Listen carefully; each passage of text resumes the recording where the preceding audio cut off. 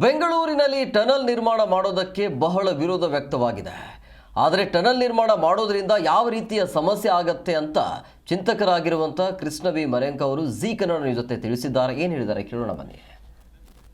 ಬೆಂಗಳೂರಲ್ಲಿ ಟನಲ್ ನಿರ್ಮಾಣಕ್ಕೆ ಬಹಳಷ್ಟು ಆಕ್ರೋಶ ಕೂಡ ಕೇಳಿ ಬರ್ತಾ ಇರುವಂಥದ್ದು. ಲಾಲ್ಬಾಗ್ ಅಂದರೆ ಎಲ್ಲರಿಗೂ ಕೂಡ ಗೊತ್ತು, ಲಾಲ್ಬಾಗ್ನ ಇತಿಹಾಸ ಇರುವಂಥದ್ದು. ಪ್ರತಿಯೊಬ್ಬರು ವಾಯುವಿಹಾರಿಗಳು ಕೂಡ ಲಾಲ್ಬಾಗಿಗೆ ಬರ್ತಾರೆ. ಸದ್ಯ ಲಾಲ್ಬಾಗಲ್ಲಿರುವಂತಹ ಬಂಡೆಯನ್ನು ಒಡೆಯೋದಕ್ಕೆ ಮುಂದಾಗಿದ್ದಾರೆ. ಸದ್ಯ ಇದರಿಂದ ಸಿಲಿಕಾನ್ ಸಿಟಿಗೆ ಬಹುತೇಕವಾಗಿ ದೊಡ್ಡ ಮಟ್ಟದಲ್ಲಿ ನಷ್ಟ ಆಗುತ್ತೆ. ಹಾಗೆಯೇ ಭೂಕಂಪಗಳು ಕೂಡ ಸಂಭವಿಸುವ ಸಾಧ್ಯತೆ ಇದೆ ಅಂತ ಈಗಾಗಲೇ ಪರಿಸರ ತಜ್ಞರು ಹೇಳಿರುವಂಥದ್ದು. ನಮ್ಮ ಜೊತೆ ಮಾತಾಡೋದಕ್ಕೆ ಕೃಷ್ಣ ಬಿ ಮರಿಯಾಂಕ ಇದ್ದಾರೆ, ಚಿಂತಕರು ಹಾಗೆಯೇ ಪರಿಸರ ತಜ್ಞರು. ಬನ್ನಿ ಅವ್ರನ್ನೇ ಮಾತಾಡಿಸ್ತಾ ಹೋಗುವ. ಸರ್, ನಿಮಗೇನೆ ಗೊತ್ತು ಲಾಲ್ಬಾಗ್ ಅಂದರೆ ಬಹುತೇಕವಾಗಿ ಹೆಸರುವಾಸಿಯಾಗಿರುವಂತಹ ಒಂದು ಪ್ಲೇಸ್ ಅಂತ ಹೇಳ್ಬೋದು. ಈಗ ಬಂಡೆನ ನೋಡೋದಾದರೆ ಸಿಟಿಯಲ್ಲಿ ಎಲ್ಲೂ ಕೂಡ ಈ ಥರದಂತಹ ಬಂಡೆಗಳು ಕಾಣೋದಕ್ಕೆ ಸಿಗಲ್ಲ. ಸದ್ಯ ನೀವು ಇದ್ರ ಬಗ್ಗೆ ಏನು ಒಪಿನಿಯನ್ ಹೇಳ್ತೀರಾ ಸರ್? ಈಗ ನಾನೇನು ಹೇಳೋದು ಅಂತಂದರೆ, ಈ ಲಾಲ್ಬಾಗ್ ಕೆಳಗಡೆಯಿಂದ ಟನಲ್ ಮಾಡೋ ಅವಶ್ಯಕತೆ ಬರೋದೇ ಇಲ್ಲ. ನಾನು ಕೇಳಿದ್ರೆ ಈ ರೋಡ್ ಟನಲ್ಲೇ ಈ ಸಿಟಿಗೆ ಬೇಕಾಗಿಲ್ಲ. ಯಾಕೆಂದರೆ ಸಿಟಿ ಇವತ್ತು ಒಂದು 40 ಕಿಲೋಮೀಟ್ರು ರೇಡಿಯಸ್ಸಲ್ಲಿ ಆ ಥರ ಅಥವಾ 20 ಕಿಲೋಮೀಟ್ರ್ ರೇಡಿಯಸ್ಸಲ್ಲಿ ಇರ್ತದೆ. ಆ ರೇಡಿಯಸ್ಸು ಇವತ್ತಿರುತ್ತೆ, ಇನ್ನೊಂದು 20 ವರ್ಷಕ್ಕೆ ಇನ್ನೂ ಜಾಸ್ತಿ ಆಗ್ತದೆ. ಆಗ ತಿರ್ಗಾ ಮತ್ತೆ ಟನಲ್ ಏನು ಮಾಡ್ತೀರಿ? ಟನಲ್ ಈಗ ಅಲ್ಲಿಂದ ಎಂಡಿಗೆ ಇಲ್ಲಿಂದ ಎಂಡಿಗೆ ಮಾಡಿರ್ತೀರಿ.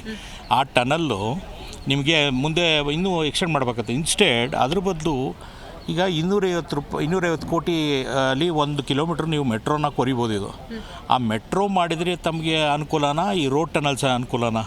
ಅದು ಭಾಳ ಯೋಚನೆ ಮಾಡಬೇಕು. ಇಲ್ಲೇನಾಗುತ್ತೆ, 50,000 ಕೋಟಿ ಬರೀ ಟನಲ್ಗೆ ವೆಚ್ಚ ಮಾಡೋ ಆಗಿದ್ರೆ ಅದೇ ವೆಚ್ಚದಲ್ಲಿ ಸುಮಾರು 200 ಕಿಲೋಮೀಟ್ರ್ ನೀವು ಮೆಟ್ರೋ ಲೈನ್ನ ಮಾಡ್ಬೋದು.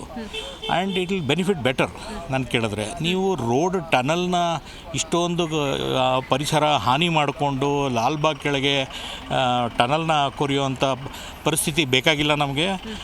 I don't think it is a feasible project. Yes sir, ನೀವು ಹೇಳಿದ್ರಿ ಲೆಕ್ಕದ ಬಗ್ಗೆ ಬರೋದಾಗಿ ಈಗಾಗಲೇ 12,500 ಕ್ರೋರ್ಗಿಂತ ಮೇಲೆ ಈ ಖರ್ಚು ವೆಚ್ಚಗಳಿರುವಂಥದ್ದು. ಒಂದು ಕಡೆ ಗ್ಯಾರಂಟಿ ಯೋಜನೆಗೆ ಒಂದು ಹಣ ಕೊಡೋದಕ್ಕೆ ಇವರಿಗೆ ಸಾಧ್ಯ ಆಗ್ತಾ ಇಲ್ಲ. ಮೆಟ್ರೋಗೆ ಕೂಡ ಬಹುತೇಕ ಕಡೆ ಸಮಸ್ಯೆಗಳೇ ಉಲ್ಬಣ ಆಗಿರುವಂಥದ್ದು. ಈ ಟನಲ್ ಯೋಜನೆಯಿಂದ ಸರ್ಕಾರಕ್ಕೆ ಅಂದರೆ ಈಗಾಗಲೇ BJP ಪ್ರತಿಪಕ್ಷ ನಾಯಕರುಗಳು ಕೂಡ ಅಂದರೆ ಅದರ ಬಗ್ಗೆ ವಿರೋಧ ವ್ಯಕ್ತಪಡಿಸ್ತಾ ಇದ್ದಾರೆ. ಇದ್ರ ಬಗ್ಗೆ ಏನು ಹೇಳ್ತೀರಾ ಸರ್? ಈಗ ಈ ಅಕಸ್ಮಾತ್ ಈ ವೆಚ್ಚ ಇದನ್ನು ಏನಾದರೂ ಅಕಸ್ಮಾತ್ ರೋಡ್ ಟನಲ್ ಮಾಡೋದು, ಈಗ ಮೆಟ್ರೋ ಟನಲ್ಗಳೇ 10 ವರ್ಷ ತೆಗಿತಾ ಇದೆ.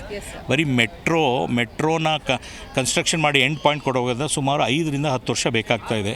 ನೀವು ರೋಡ್ ಟನಲ್ ಮಾಡೋದು ನಾವು ನಮ್ಮ ಜೀವಮಾನದಲ್ಲಿ ನೋಡಲಿಕ್ಕಾಗಲ್ಲ. 20-30 ವರ್ಷಕ್ಕೆ ಕಂಪ್ಲೀಟ್ ಆಗೋಗಿದ್ರೆ ಆ 30 ವರ್ಷಕ್ಕೆ ನೀವು ಕ್ಯಾಲ್ಕುಲೇಟ್ ಮಾಡ್ಕೊಂಡಿದ್ದೀರಾ, ಆ ರೋಡ್ ಎಕ್ಸ್ಪ್ಯಾಂಡ್ ಆಗುತ್ತೆ. ಯಾವುದು ನಮ್ಮ ಸಿಟಿ ಎಕ್ಸ್ಪ್ಯಾಂಡ್ ಆದಾಗ ನೀವು ಮಾಡ್ತಾ ಇರೋ tunnel distance is not enough. So have you plan for that? ಅದು ಇಂಪಾರ್ಟೆಂಟು. ಇದು ನಾಟ್ ಅ ಫೀಸಿಬಲ್ ಪ್ರಾಜೆಕ್ಟು.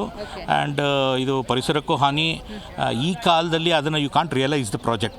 ಈಗಲೂ ಆಗಲ್ಲ, ಒಂದು ಜನ್ರೇಷನ್ಗೂ ಆಗಲ್ಲ ಅಂತ ನಮ್ಮ ಒಪಿನಿಯನ್. ಸರ್, ಈಗ ಮನುಷ್ಯನಿಗೆ ಹೇಗೆ ಟಂಗ್ ಮುಖ್ಯನಾ, ಅದೇ ರೀತಿ ನಮ್ಮ ಸಿಟಿಗೆ ಇದು ಟಂಗ್ ಥರ ಅಂತ ಹೇಳ್ತಾ ಇದ್ದಾರೆ.